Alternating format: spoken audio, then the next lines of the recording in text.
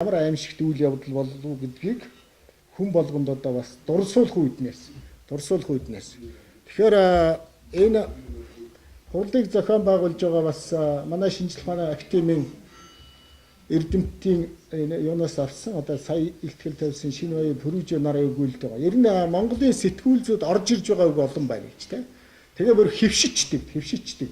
Хонглын үзүүрт гэрэл харагдана, амь тэрэ ногоон гэрлээр ах цагаан захтан хэрүүлийн алин матрийн нулимс гэдэг. Энийг бол одоо нэлээд бас шүүмжилж одоо бичсэн. Ингээд одоо хүмүүст танил болчлоо гэдгийг шүүмжилж ингэж бичсэн. Гэтэл миний энэ илтгэл бол одоо өнөөдөр ч гэсэн бид нар бас хэлний талаар сэтгүүл зүйн хэлний талаар бол нэлээд шүүмжилтэй ярилцах байх. Энэ дээр одоо санаа оноо ярилцах ч ёстой. Цаашдаа ч ярилцсан. Байнга л энэ ярьж байх асуудал гэж би ингэж бодож байгаа. Тэгээд энэ ер нь юун дээр ингээд аваад үзэхэд бол би энэ дэр зүгээр нэг л юм хэлж байгаа. Яг зарим нь бол бас тэгж бодно. Энэ нөхөр Батчаргал бол уран зохиолын хэлний тухай ярьлаа гэж. Угтаа бол уран зохиолын хэл биш, харин уран зохиол шиг амттай сэтгүүл зүйн хэлний тухай өгүүлж байгаамаа гэж. Тэгээд одоо Цэнжууган бүтээлийг одоо энэ Даш Тундуугаа за хин яруу найрагч зохиолч саяхан одоо Чингис хааны одон хүртсэн Мэндоёгоо за Нуруусран багш гэдэг олон хүн одоо тэр хэлний сонирхолтой бичигч энэ төр гэдэг их ярьсан байдгийн байл л да. Үнэхээр одоо бас сонирхолтой бичдэг. Тэгээ би энэ тавьсны гол учир утга нь одоо яагаад энэ илтгэлийг тавьбаа гэхээр одоо энэ манай Амар Төвшин Батбаатарын тэр саяхан сэтгүүлчийн ур чадвар гэж ном гаргасан. Тэн дээрээ бас хэлсэн. Ер нь сонины хэл бол утга зохиолын хэлний завсрын шинжийг агуулсан тийм их байх хэвээр. Тэгээ энэ дээр илүү их сонирхолтой нийт одоо масс зориулсан тийм ээ. Баян хонгорын балдангой, ховдын одоо доржгой тийм ээ. Хөвсгөлийн одоо хөөдөөгөө ч юм уу бүгд уншаад ойлгож байхаар тийм их ойлгомжтой. Тэгээд ингээд ойлгож байхын тулд нөгөө ардын ярианы сайхан хэлийг их оруулж бичдэг. Ардын ярианы хэлийг оруулж бичих юм бол хүнд одоо илүү их манай ард түмэн чинь маш их гоё ярьдаг. Үнэхээр одоо ингээд алган дээр авхан ч үгүй, алтан дэлхийд өргөхөн ч үгүй гэд авчч болдгоо хайч болдгоо юм хэлдэг тийм. За эсвэл одоо хэлдэг сайхан үгнүүдийг их шингээж бичдэг. Тэгээ одоогийн ингээд сэтгүүлчдийн бүтээлийг хараад байхад тийм тэр ардын сайхан одоо яруу сайхан хэлээр Эренчин багшийн хэлж байсан, за Лувсанжа багшийн хэлж байсан тэр сайхан зүйлүүдийг бол хэрэглэх нь их бага харагдаад байгаа юм. Хэрэглэх нь их өнөөдрийн илтгэлүүч бас гарах байх. Тийм зүйл одоо ингээд байгаа юм. Тэгээд энэ дээр хэлэхэд бол ийм сонирхолтой одоо сайхан бичвэрийг бол дэлгэрүүлж бас олон одоо ном зохиолд оруулж зарим одоо юугаар бол энэ цахим одоо сайхан бичлэгийг цахимаар түгээхтэй. Бидний одоо гар утас болгонд бол янз янзын одоо мессеж бол их ирдэг шүү дээ. Зарим нь ч хэрэгдэг. Гэтэл яагаад ийм сайхан бичвэр хэсгийг бас явуулдаг, ард түмэнд одоо хоногшуулдаг, хүмүүс зориуд хөвштөл нь ийм явуулдаг, ийм арга хэлбэрүүд байж байна. Тэгээд Цэнжууган бүтээлүүдээс бас сурах хүчигт оруулах, сая бол сэтгүүлчдийн одоо нөгөө шилдэг нэг хэдэн бот гаргаад байгаа. Тэн дотор бол манай хүний юу бот харагдахгүй л байгаа юм байна. Ер нь бол тэгэхээр бас оруулж баймаар. Ер нь тэр төвөр юга хүртэл их бодж баймаар ийм байгаа. За анхаарал тавьсан ядал баярлалаа. За манай илтгэгч нар сонирхолтой илтгэлийг хэлцүүлж байна. Та бүхэнд баяртай байна. За дараагийн илтгэлийн сэдв өдөр тутмын сонин хэвлэлийн хэл найруулгын асуудал. Монголын хэвлэлийн хүрээлэнгийн ажилтан сэтгүүл зүйн сургуулийн сэтгүүл зүйн танхим Ганхүү хэлцүүлнэ.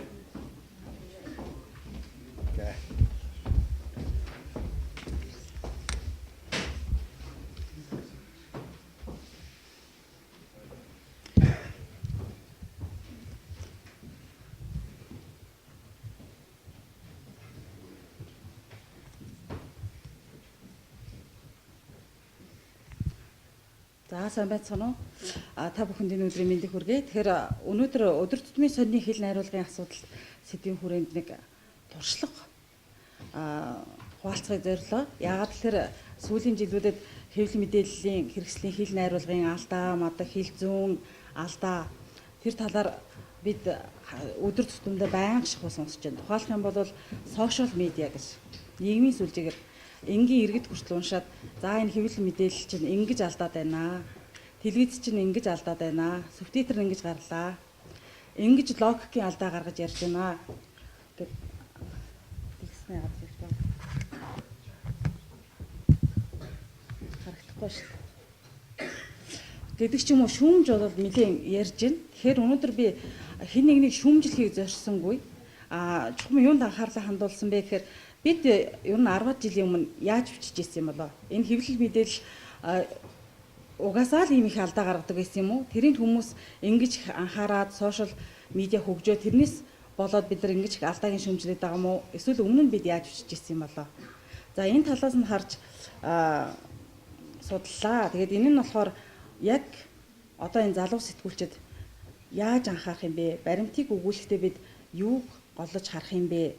За энэ тал дээр нь анхаарч бид нэр сэтгүүлч, майнинг журнал сэтгүүлийг үндэслэгч, Хунтангийн болормоо мөн засгийн газрын мэдээ сонины тоомч цэвэн хэрлэн за бид нар Балдорж сангийн шагналт олон 10 шагнал авч ирсэнээр энэ хүмүүсийг мэднэ. За энэ хоёр хүний нийтлэл дээр тэр тусмаа яг мэдээллийн бичлэгийн төрөл зүйл дээр гол анхаарч үзсэн юм аа.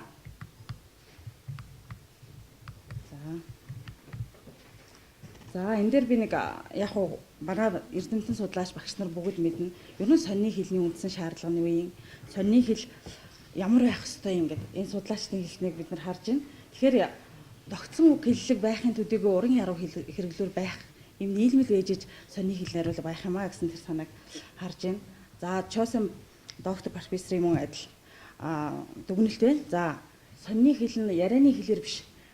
Хэрвээ тийм ярианы хэл шиг байх юм бол энэ сонины хэл найруулга биш юм а гэдэг тэр дүгнэлтийг өгсөн байна. За үүний дараагаар мөн Эрдэнэбат судлаачийн аливаа зүйлийг бичиж төрөж байгаа хүнд хүргэний утгын маш нарийн урлал гэж тодорхойлсон байх юм. За ингээд нэг төсөөлөл харж байгаа юм а. Энэ төсөөлөл нь яаж юм хэрэг нэг залуу сэтгүүлчд за манай оюутнууд ч сэтгүүл зүгээр сурж байгаа оюутнууд ч нэг юм харагддаг. Мэдээ сурвалжлага бичгтээ хэл найруулга сайтай байх боломжгүй мэтэр эндүү ташаа ойлгож байна. Тухайлах юм бол үзэл бодол ордог л юм байл шүү дээ. Орж ижил тэр чинь гоё болж байгаа. Гоё сайхан гэж хэлэхгүй бол ерөөсөө тэр чинь амтдаггүй болоод байна. Амьдрал дээр ерөөсөө тэр биелдэгэн билээ яг шээ тэр 5-5-1 гэж гэдэг чинь шаал бодлаа. Ингээ ярьж явах хүмүүсийг би бас нийлээд харлаа. Тэгэхээр үнэхээр хэрэгждэг юм уу гэдгээ бид нар бас хараад үзье гэж энэ хэд ажиглалтыг хийсэн. За миний хоёр ажиглалт хийсэн хоёр хүний маань танилцуул харагдаж байна. За тэгэхээр Болормоо цэвэн хэрлэг хоёр дээр баримтыг өгүүлж дурдах буюу үг сонголт нь энэ хүмүүс яаж явж байна? Баримтыг дүрсэлж дурдах буюу сэтгүүлчийн бүтээлч хөдөлмөр гэж бид нэр ярьдаг. Ажиглалт хийгээд тогтсон хугацаанд ажигласныхаа үндсэн дээр хэрхэн тэрийгэ дүрсэлж байгаа юм болоо. За ингэхдээ гол анхаарах зүйл тэр хувийн үзэл бодлоос ангид байж чадсан юм болов уу юм бол. Яагаад гэхээр мэдээллийн бичлэгийн төрөл зүйлийн гол бидний анхаарах тэр зүйл бол сэтгүүлч хувийн үзэл бодлоор дүгнээд үнэлээд бичээд асуудал бишээ гэдэг бид нар мэдчихэдэг.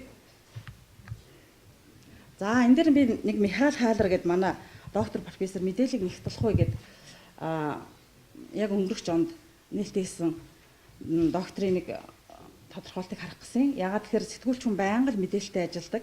Тэр дээр та бүхэн харж байгаа бол нэг болсон зүйл гэдэг. Болсон явдал, болсон үйл явдал гэдэг тийм. Болсон явдал гэхээр гинтийн цагийн аясаар болж байгаа тэр явдлаа хэлдэг юм аа. Болсон үйл явдал бол зохион байгуулалтанд орж байгаа бүхий л үйл ажиллагааг бид болсон үйл явдал юм. За энэ хоёр нийлэхээр болсон зүйл болчихж байгаа гэдэг доктор ярьжсэн. Тэгэхээр сэтгүүлч хүн тийм л зүйлдээ цаг ямагт учирч цаг ямагт хийж яадаг. Ингэхдээ бид хатуу баримтын төвшин буюу 4W. За энэ дэр манай оюутнууд энэ үнэн үү гэдэг нэг тасгал ажилладаг юм л да. За тэгэхээр хин юу хизээ хаана энэ бол ерөөсөө лид буюу мэдээллийн бичлэгийн төрөл зүйлийг толгойд ямагт явах юм бол хүний анхаарлыг татаад зогсохгүй хүн яг юу болсон юм бэ гэдэг тэр мэдээллийг төргөн шуурхаа олж авах боломжийг бүрдүүлдэг гэдэг. За үүний дараагаар гүр төвшин буюу яаж гэдэг асуулт орж ирэх юм бол болно. Яг яасан бол гэдэг. За сүүлийн үе төвшин буюу тайлбар төвшин гэдэг. Тэр нь яагаад гэж. Яагаад хүн учир шалтгаан хэлдэг учраас энэ тайлбарладаг. Тэгэхээр энийг шууд баримт гэж хүлээн зөвшөөрөх нь их бэрхшээлтэй гинэ. Энийг хэн хэлж байгаас шалтгаалаад бид нар ашигладаг учраас нэг иймэрхүү төвшин байдаг. Энэ дээрс бид нар баримтын буюу хатуу баримтын төвшин гойд анхаарах юм а гэж харж байна гэсэн үг. За Үүний дараагаар за Болормагийн дугуйн үлзий орших Шри-Ланкад байна. За энэ 2005 он буюу 11 жилийн өмнө энэ сурвалжлагыг бичижээ. За тэгэхээр гамшигын бүсдэх монголчуудын тухай шинэ мэдээлэл гэдэг. Энэ болохоор цагаан гарчиг гэж сэтгүүлзүүдээр нэрлэдэг.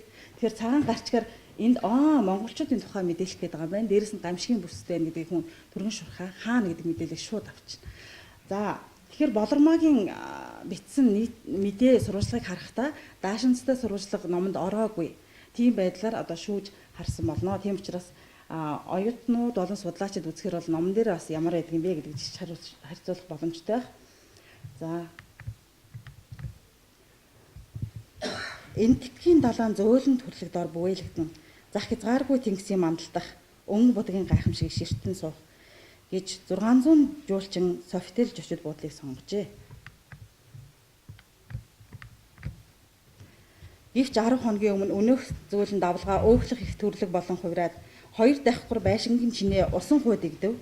Тайландын өмнөд нутгийн Пхукет, Пипи зэрэг үдсгэлэн дарлуудад зул сарын баяраа зугаатаа өнгөрүүлэхээр одсон гадаадын олон зуун зүүлчин 26-ны өдөр амь өргөдөн Софителийн гоёмсог барилга зомгол боллоо. За энэ бол тухайн сурвалжлагын лид хэсэг буюу толгой хэсэгт орж ирж байгаа мэдээлэл. Тэгэхээр энд хатуу баримт байгаа болов уу гэд хүн задлан шинжилгээ хийнэ. Нөгөө гол чухал баримт нь байгаа болов. За тэгэхээр бид нар хэдүүлээ ажиад үзье. Энэтхэгийн далаа хаана гэдэгт хариулж байгаа боловч бүрэн гүцэд бос. За энэ дээр би энэ асуултыг яагаад тавьж ийн гэхээр манай хэвлэлийн хүрээлэнд ирсэн сайн дурын ажилтан Сара Франсис Ларсон гэдэг Австралийн ABC буюу олон нийтийн телевизийн мэдээний сурвалжлагч бүсгүй байсан. Тэр нэг удаа Монголын сонинг үзэж чад надад ингэж хэллээ. Хүү энэ Монголын мэдээ танаа Монголын мэдээ дээр чинь заавал тэдгээр сарын тэдэнд эсвэл өнөөдөр өчигдөр гэж бичгсэн төрийн тушаал шийдвэр байд юм уу? Үгүй байдгүй.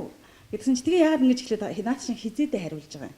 Нөгөө толгой хэсэгт чинь хатуу баримт орно шүү дээ. Хизээ юу хаана гэдэг чинь тэрэнд нь хариулж байгаа юм. Үгүй тэгэл тэрэнд чинь өөрөө хариулж болдгоо юм уу гэд. Үгүй тэгэл огног нь хэлж яахгүй даа гэсэн чинь. Үгүй шүү дээ. Хизээд чи хэдэн ч удаа хариулж олно шүү дээ. Хаанд чинь ч гэсэн хэдэн янзаар хариулж олно шүү дээ гэд. Тэр хүн хэлсэн. Тэгээд яг ажигласан чинь манай нөгөө залуу сэтгүүлчдийн гаргадаг нэг зүйл яхам та нар гэртээ очиод хараараа, телевиз эхлэж хараараа. Тэгэхээр өнөөдөр тийм юм боллоо гэдэг яг мэдээ хэлдэг тий. Эсвэл өчигдөр боллоо. Аль эсвэл шууд огног дурдаад эхэлж байдаг. За үүний дараагаар за энэ нэлийн удирдах. За хин гэхээр жуулчин гэж орж ирж байгаа. За хизээ гэхээр 10 хоногийн дараа. За юу болсон бэ гэхээр 2 давхар барилга шиг өндөр хуй болон дэгдсэн.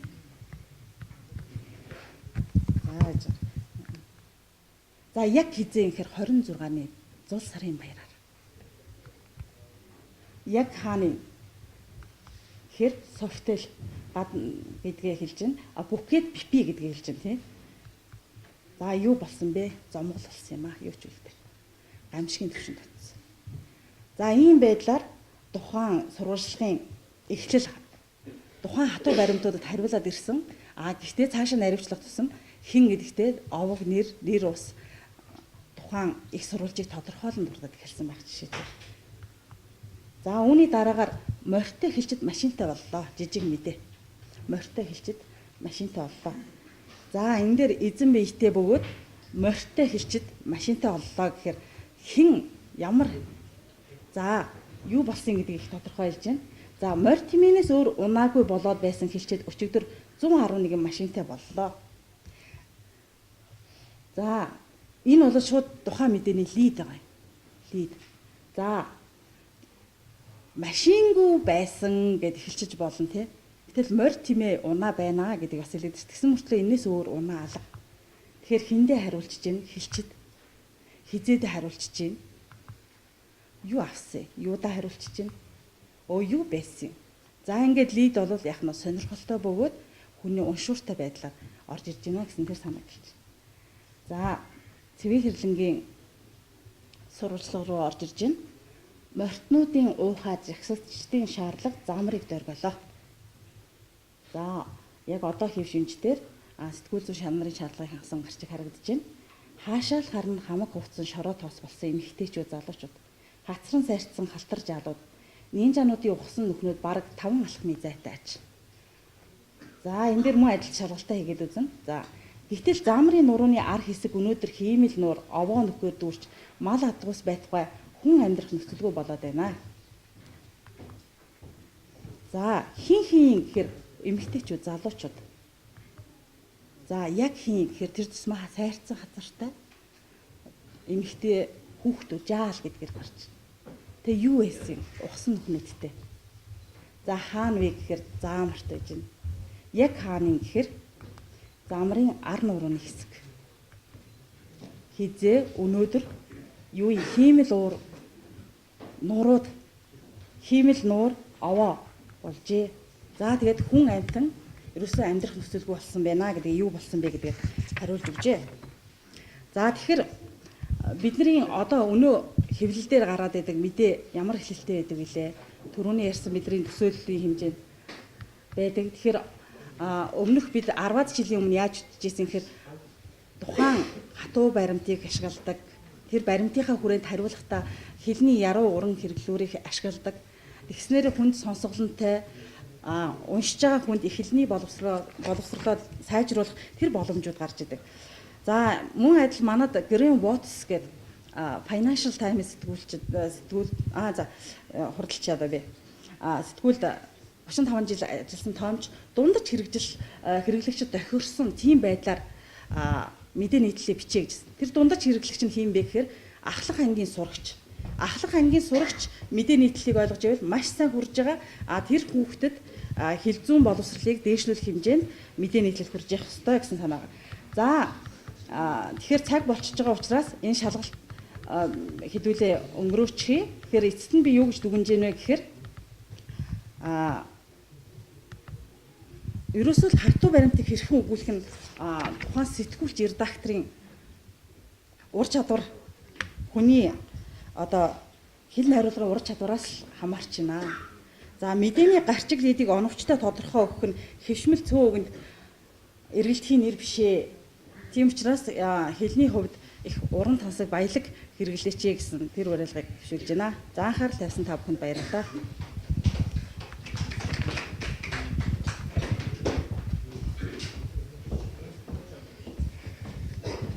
За өнөөдрийн илт төлөөд бол бидэнд өөрөө өгөөжтэй сонирхолтой болж байна. Дараагийн илт хэлийг хэл зохиолын хөрөөлөнгийн ажилтан Баралзоо яг жаргал уншнаа. Илт хэлийн сэдв их хэл, цахим хэвлэл ба нийгмийн сүлжээний онцлог гэсэн хэлийг хэлцүүлнэ. За илтгэж урьж байна.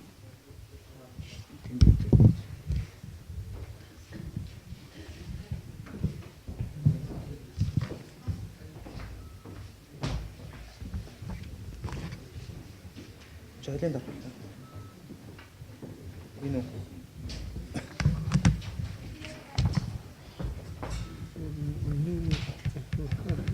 Ингээд явах юм тий. Заач.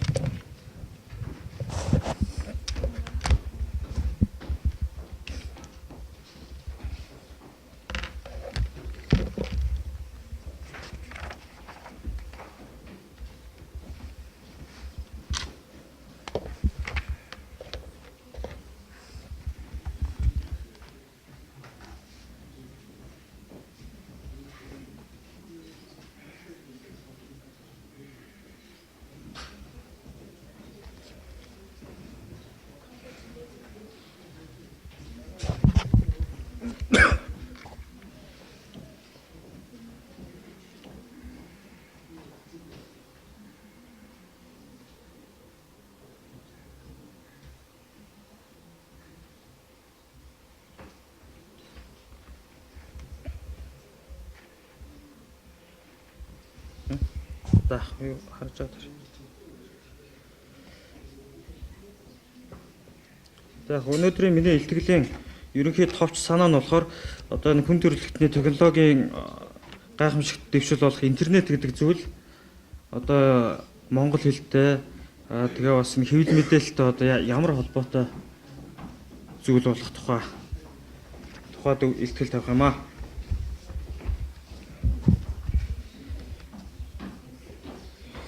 За интернет гэж юу вэ? За интернет гэдэг зүйл бол одоо орон зай цаг хугацаанаас үл хамааран одоо мэдээлэл солилцох өргөн талбар болох интернетний идэвхтэй дэлхийн хэдэн тэрбум хэрэглэгчдийн холбосон юм аврах сүлжээ болжээ. За дэлхийн интернет хэрэглэгчдийн судалгааны одоо статистик харахад бол 94 онд бол ердөө 4 сая хэрэглэгчтэй байсан бол за миний авсан 2015 оны 11 сарын 30-ны байдлаар дэлхийн 7 тэрбум 259 сая хүний 3 тэрбум 366 сая нь интернет хэрэглэж байгаа гэсэн статистик мэдээ байдаг.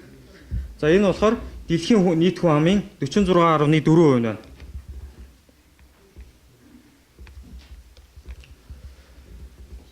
За Монголын интернетийн хөгжлийн тухайд товчхон өгүүлэхэд бол за эц цагт бол мэдээлэлд одоо дамжуулахад бол ном голох үүрэгтэй байсан бол за тэгээд дараа нь телевиз тэгээд одоо энэ байр суурийг болохоор интернет бол баттай эзлэн авчаа гэж хэлж болно.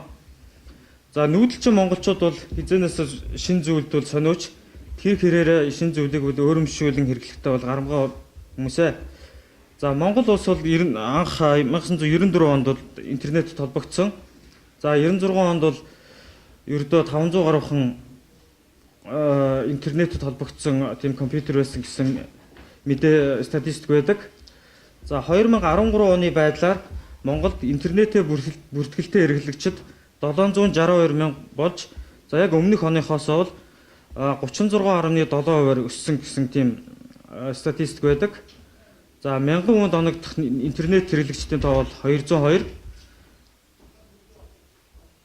За жишээ нь бол одоо нийгмийн сүлжээ гэж ярьж байгаа 2013 оны статистикаар бол дэлхийн хүн амын 16.8% нь Facebook хэрэглэж байгаа бол за Монгол улсын хүн амын 20.1% нь Facebook хэрэглэгч болсон байна. За хэрэглэгчдийн тоо 640 мянга төрч өмнөх оноос 53% өснөөс одоо 580 мянга нь Улаанбаатарын хэрэглэгчд байдаг байна.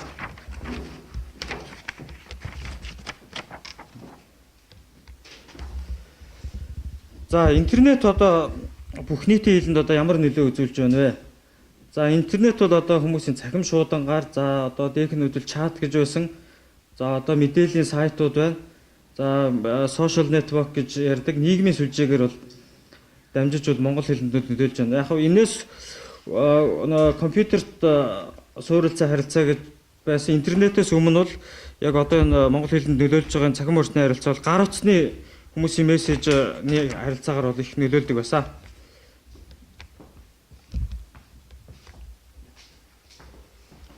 За монгол хэл шинжлэлийн түүхийн хувьд бол нэлээд сонирхолтой одоо баялаг цаг үйл өнөөгийн үеийг бол цаг нэрлэж болно. За яагаад гэх юм бол одоо хэл шинжлэлийн ухаан хөгжсөөр ирсэн олон зүйлийн 100 жилийн түүхтэй хэдэж хүний нэгэн өөрчлөлт төвсөл техник технологийн өслийг дагаад судалгааны шин чиглэлүүд бий болсоор байгаагийн нэгэн жишээ нь одоо интернет хэл шинжилгээ гэдэг ийм судалгааны шин чиглэл юм аа. За энд одоо болж байгаа энэ өөрчлөлтийг судлахад бол интернет хэл шинжилгээний судалгаа бол чиглэгддэг. За одоо интернет гэж яригдах болсон сүүлийн үед бол цахим сэтгүүл зүй, онлайн сэтгүүл зүй гэж нэг юм шин төрөл зүйл бий болсон.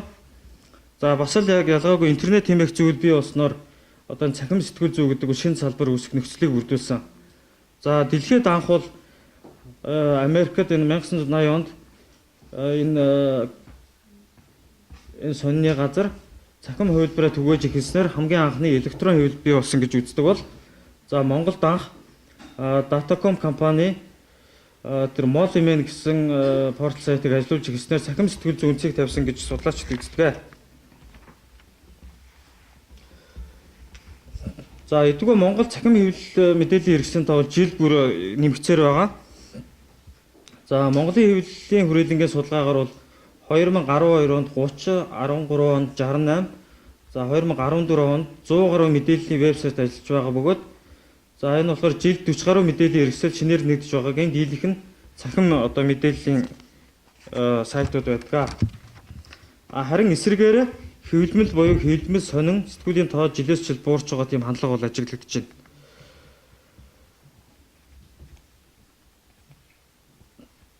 За цахим хэвлэл буюу интернет гэдэг зүйл нь болохоор За өнөө хамгийн шуурхай мэдээллийн хэрэгсэл болохын хувьд бол олон нийтэд мэдээлэл түгээхээс гадна мэдээллийг хүлээж авч байгаа иргэдч бас өөрсдөө байр сууриа илэрхийлэх, санал бодлоо уралдуулах, бас өөрсдөө ингэж оролцох боломжтой мэдээллийн төдийгүй харилцааны үүргийг нэгэн зэрэг агуулж байдагаараа маш том нөлөө үзүүлдэг тийм хүчирхэг хэрэгсэл гэж тооцогддог болсон. За энэ нь болохоор нэг талаараа бол иргэдэд мэдээлэл өгч, нөгөө талаараа тэдний дуу хоолойг илүү хүртээмжтэй, шуурхай байдлаар хүргэх нийгмийн амьдралын татан оролцуулах зэрэгүүд бол эрх холбоо үүсгэдэг. За үүнийг болох сэтгүүл зүйд иргэний сэтгүүл зүй гэж нэрлэдэг болсон. За ийм учраас бол олон нийтийн хэлний боловсролт хүчтэйгээр их нөлөөлж байдгийн хувьд бол за цахим орчинд одоо хэвлэл нийтлэх нь бол яг л одоо бичмэл, хэвлэмэл, ном, сонин сэтгүүл, бичгийн хэлний ямар хэм хэмжээ барих ёстой байдаг. Одоо түүнийг баримтах ёстой. За мөн албан ёсны одоо бас харилцаа болохын хувьд бол хэвлэлийн редакцууд үүнд бол хариуцлагатай хандах ёстой. За харин энэ цахим орчинд энэ талын асуудлыг үл тоосон хариуцлагагүй хандлагаас олж за зөв бичгийн дүрмийг баримтлахгүй үчиг бичгийн хэлний хэм хэмжээг сахихгүй бах. За мөн ялан гадаад үгийн замбраагүй хэрэглэх явдал бол энэ цахим хэвлэл мэдээллийн хэрэгслийн дунд бол их хэлбэг байдаг.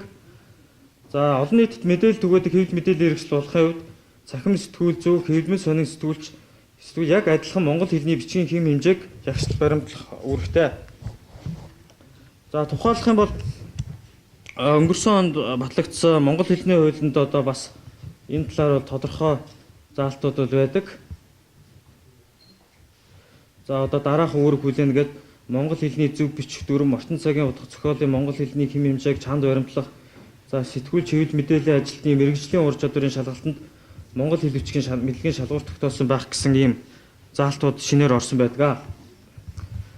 За одоо үүний одоо эсрэг бас нэг одоо цахим орчны нэг том нөлөөтэй хэрэгсэл бол сошиал нэтворкгүй нийгмийн сүлжээ гэж манайхаа одоо ярьж байгаа. За мэдээлэл хэдий түгээдэг ч гэлээ олон нийтийн мэдээллийн хэрэгслээс ялгаатай хувийн харилцааны орчин бол за энэ нийгмийн сүлжээ юм. За ердөө 10-аад жилийн өмнө бид одоо өдөр тутмын мэдээлэл бол радио, телевиз, өдөр тутмын сонин сэтгүүлээс авч байсан бол харин өнөөдөр нийгмийн сүлжээ нь мэдээлэл харилцааны хамгийн том сүлжээ болсон байна. Тэгээд дэлхийн хэмжээнд хамгийн олон хүнийг хамарсан харилцаа холбоо мэдээллийн тийм том хэрэгсэл болон хувирчээ. За жишээ нь бол одоо нийгмийн сүлжээ бол үнэхээр богино хугацаанд олныг хамарч чадсан байдаг. За жишээлхэд бол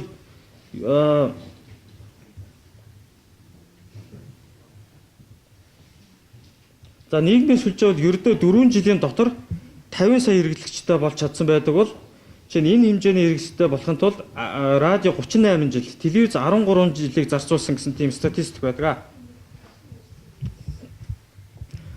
Тэгээд интернетийн технологи хүчээр бол нийгмийн сүлжээний бол хөгжлийн үндэс тавигдсан. За интернетийн хуучин технологийн үед бол интернетээс мэдээлэл авахдаа зөвхөн унших, вебсайтад өөрийн сэтгэлдээ үлдээх боломжгүй байсан бол хөгжлийн дараагийн үед хүмүүс хоорондоо харилцаа холбоо тогтоох, за альва вебсайтуудад хүмүүс санал бодлоо сэтгэлдээ үлдээх, за мөн өөрийн цахим блог үүсгэх гэх мэт бүх үйлдэл нь нэг веб орчинд шилжсэн том давуу тал шинэ дэвшил болж байгаамаа. За нийгмийн сүлжээний одоо давуу тал юу вэ? За нийгмийн сүлжээний вебсайтуудад агуулгадж байгаа мэдээллүүд нь зүгээр нэг амьгүй харилцаа биш, эсвэргээрээ хүмүүсийн хоорондын идэвхтэй амьд харилцаагаар үүсдэг харилцаа холбооны шинэ үзэгдэл юм. За мөн хуучны тийм мэдээллийн хэрэгслийг нэг дор нэгтгэсэн учраас нэг дор олон хэрэглэгчдэд хүрч олон нийтэд нөлөөлөх боломжтойгоор мэдээллийн хүчтэй хэрэгсэл гэж тооцогддог. За энэ хэрээрээ ч гэсэн өнөө цагт нийгмийн сэтгэл зүйд хэлний хувьсэл хөгжилд шууд нөлөөлж байна.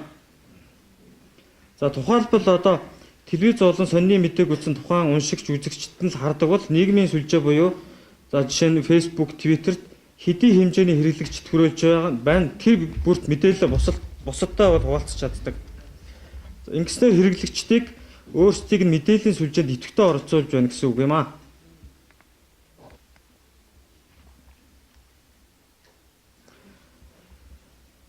За одоо нийгмийн сүлжээг одоо Монголын хувьд бол хувь хүмүүсээс гадна улс төр боловсролын салбарын төрийн байгууллагууд, за төрийн бас байгууллагуудад их түлхүү ашиглаж байна.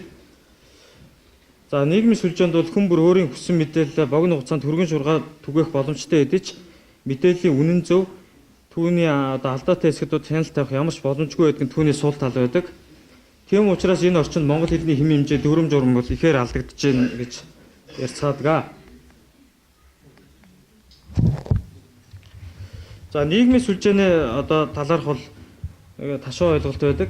За одоо энэ цахим интернет орчинд бол үзэл бодлын хувьд ч тэр хэвлэл нийтлэхийн хувьд ч одоо их хэллээрээ буруу зөв бичих тухайд ч тэр эрхчлөөтэй одоо дураараа хамаа намаагүй байж болох ойлголт түгээмэл байдаг. Өөрөөр хэлбэл аль нь хувийн эрхчлөөний талбар, аль нь олон нийтийн өмнө хариуцлага хүлээдэг, бодлоготой хандах ёстой орчин бэ гэдгийн зааг ялгааг бид бол одоо тодруулж тодорхой ойлголттой болох ёстой. За мэдээллийн сайтууд нь болохоор олон нийтийн хэвлэл мэдээллийн хэрэгслэл одоо болохын хувьд бол тодорхой дэг журамтай хууль захирагддаг. Монгол бичгийн хэлний хэм хэмжээг баримтлах ёстой албан ёсны харилцааны орчин байдаг. За түүний эсрэгээрээ сайтад одоо сэтгэл бичих нийгмийн сүлжээнд хүмүүс хоорондоо харилцах нь харьцангуй хувийн шин чанартай бичгийн хэлний хэмжээг заавал чанд бас тийм баримтлах шаардлагагүй хувийн харилцааны орчин. За товчхондоо хэлэхэд бол цахим орчин дахь хэвлэл мэдээлэл нийгмийн сүлжээ гэсэн өөр өөрийн өвөрмөц онцлог бүхий хоёр тусдаа харилцааны орчин бөгөөд хэл найруулгын хувьд ч гэсэн ялгаа заагтай байх ёстой. За энэ одоо энэ албан ёсны харилцааны орчин болохын хувьд бол энэ үнийг бол хянах боломжтой. За цахим орчин дахь одоо албан ёсны харилцаа буюу мэдээллийн сайтуудын үйл ажиллагааг зохицуулах одоо удирдах боломжтой учраас юуны төрөнд сэтгүүл чиглэлийн этгэгчнэр монгол хэлний тухай хууль болоод бусад хууль тогтоомж тушаа шийдвэр дүрм жураг бол чандлан баримтлах ёстой. За мөн тэгээд олон нийт уншигчтай хүндлэхийн үднээс их хэлнийхээ баялаг үгийн санг ашиглан зөв сайхан найруулгатай ортон цагийн монгол хэл бичгийн хэлний хэм хэмжээний дагуу бишиж байх нь бол зүгд нийцнэ. За энэний эсрээр хувийн харилцааг бол бас одоо орчин цагт бол хянах боломжгүй. За интернет гэвэл одоо мэдээллийн сайт нийгмийн сүлжээнд агуулгын контентэд ялгаа зааг байхгүй мэтэр бол ташаа ойлгодог. Гэхдээ ялгаа заагтай хандах ёстой. Харин нийгмийн сүлжээнд хувийн харилцааг удирдах боломж огт байхгүй. Бас тийм шаардлагач байхгүй гэж бол үзэж болно. За гэвч хүн үзэл бодлоо илэрхийлж бусадтай санал онолоо солилцож байгаа нөхцөлд мөн л харилцагчтай хүндлэхийн үднээс аль болохоор их хэлээр алдаагүй зөв бичиж үг хэллийг оновчтой сонгож сайхан найруулгын бичгийг цаг ямагт хичээн мэрэх хэрэгтэй бизээ. За дүгнэлт хэсэгт бол гадаад хэлийг хит шүтэн их хэлээ үл тоомсорлох хандлага бол газар авч буйн цаг үед их хэлнийхээ одоо үнэлэмжийг дээшлүүлэх их хэлээрээ харилцаа цахим хэвлэл мэдээллийн үүрэг асар их байгааг ухаан аль болохоор их хэлнийхээ үг хэллэгээр бичин найруулж уншигч олондоо бол хөргөж явах нь бол чухал байна.